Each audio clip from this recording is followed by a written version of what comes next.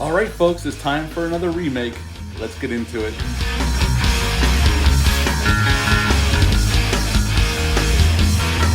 Welcome back to my channel. I hope you're all doing well out there. Today we're going to talk about this remake right there. But before we get into it, like, comment, and subscribe. I greatly would appreciate that. Click on the little bell there. That way, every time I upload a video, you'll be notified and you can come on back to my channel and see what I got going on over here. I greatly appreciate that. Now, as we're still going through this series of what I consider a classic horror movie and its remake, today we're going to talk about the 2007 remake of The Hitcher. This movie came out January 19th of 2007. It's rated R. It's an hour and 24 minutes long. Had a budget of $10 million. Upon release, it made 16 in America and 25 worldwide. Now, me and my wife were living in Arizona at the time when this was released. I was following the progress of this film. As you know from my review of the original, I'm a big fan of the original. When they announced this as a Platinum Dunes remake, I enjoyed their Texas Chainsaw remake and I enjoyed their Amityville Horror remake up until this point. So I was excited about this, and I wanted to see what they were going to do with this property, and we're going to talk about it. And yes, so they hired a music video director, Dave Meyer. He's never directed another theatrical film after this. He directed a few TV things, but mostly music videos.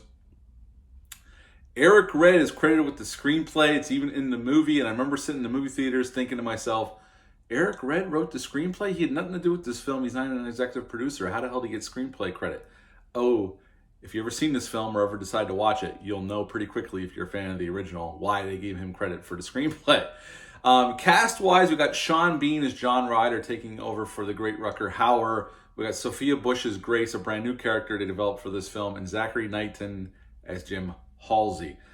Now, this film, the differences in this film, which there's not many, honestly, is Jim is picking up his girlfriend from her dormitory. They're going to spring break in Lake Havasu. They're going to drive across New Mexico to get there, and pretty much that's when they run afoul of John Ryder on a dark and rainy night, and they end up deciding to give him a ride, and just like the first film, he makes threats against them, and they kick him out of the door, and they keep continuing on. And then what happens after this is pretty much the same thing that happened in the original film with a few differences, but not many. Oh, not many.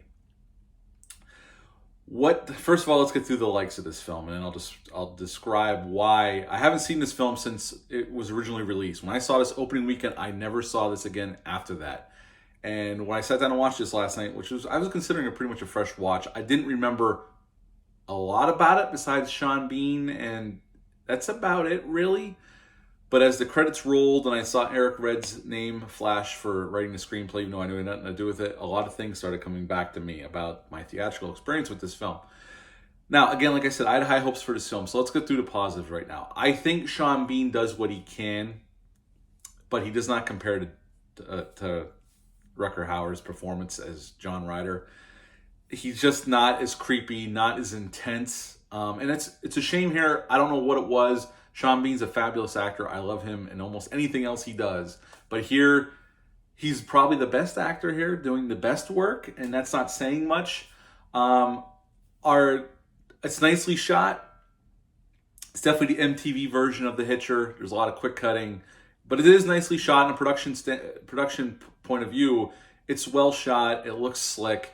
There's some good practical stunt work here, although followed by some awful CGI, especially towards the end. But pretty much this movie is the exact same movie as the original, just not as good. Actually, very much subpar compared to that original film. Our leads here, Sophia Bush, while very attractive, and I can see why they hired her, she's not the greatest actress, not to be mean, but I don't buy her as this character, especially at the end when she has her final showdown with John Ryder and she jumps out of the back of his van while holding a shotgun.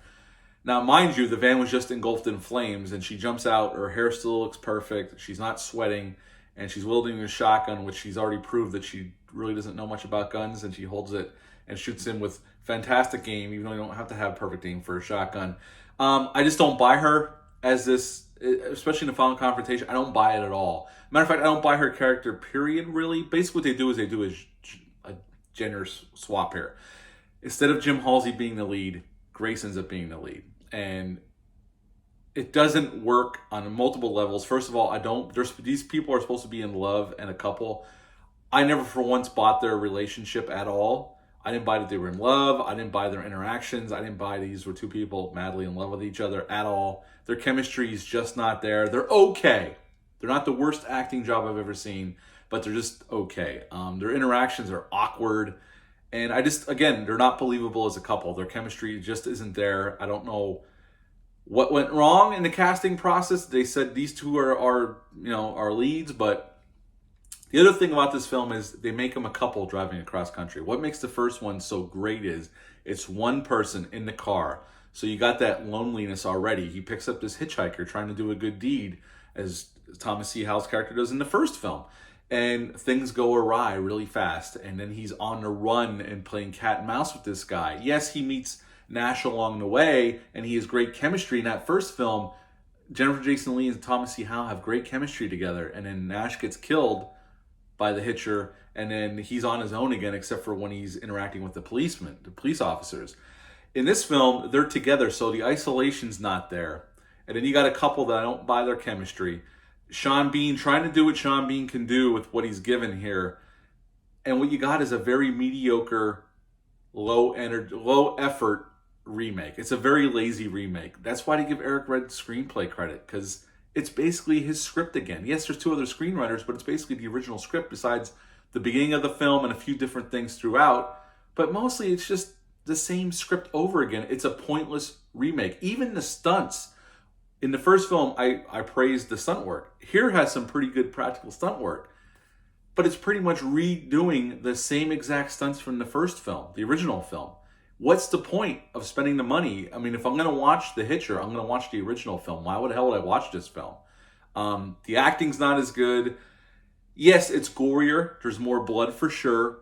And when Jim Halsey's the one that gets tied up to the tractor trailer in the trailer, they actually do show him get pulled apart instead of in the original they cut away from Nash getting pulled apart. But it's a quick shot, and you can tell it's a CGI shot.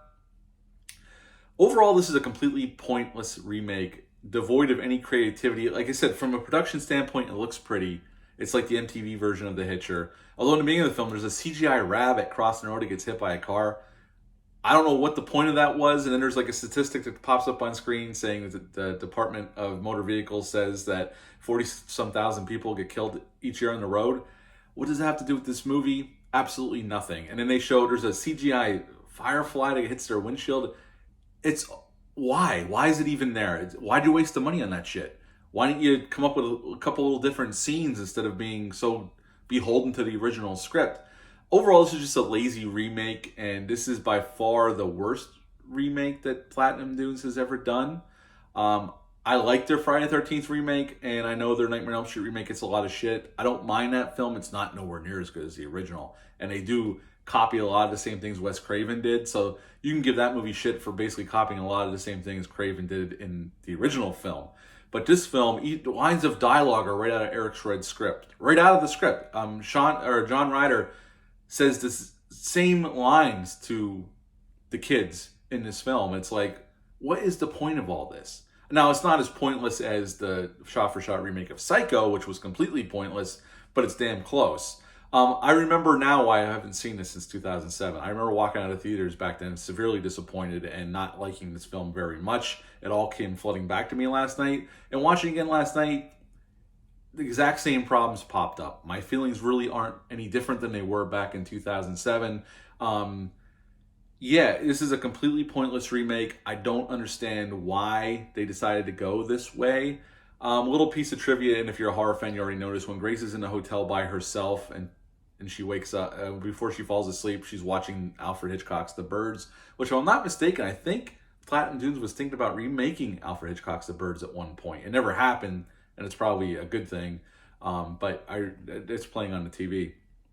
At one point, Jessica Biel was offered the role of Grace. She turned it down, and even Britney Spears was being looked at, which would have been bizarre as hell. But yeah, the Hitcher remake this is a pointless, lazy remake. Sure, it looks nice. They up the gore factor for sure. The action's pretty much the same. They amp up the soundtrack with some rock songs from Nine Inch Nails and All American Rejects, I believe, is the song at the beginning of the film. But overall, from acting, from just copying the original film, this is just a completely pointless movie. that there's really no reason to watch this again. I bought that DVD for like $4 on Amazon, brand new. Yeah, this is a pointless remake, but if you've never seen it or interested, check it out. I always say that. But yeah, I'm going to give the Hitcher remake a 3 out of 10. This is a completely pointless remake. Definitely creatively bankrupt remake, and there's really no reason for it to exist. So yeah, 3 out of 10 for the Hitcher remake. Have you ever seen this film? Leave a comment down below. Let me know. Hit the thumbs up, hit the subscribe button, share this video. I would appreciate that. I'll be back next week with some more reviews. I'm going to do the original Amityville and the remake of the Amityville Horror. But until then, have a great weekend and bye.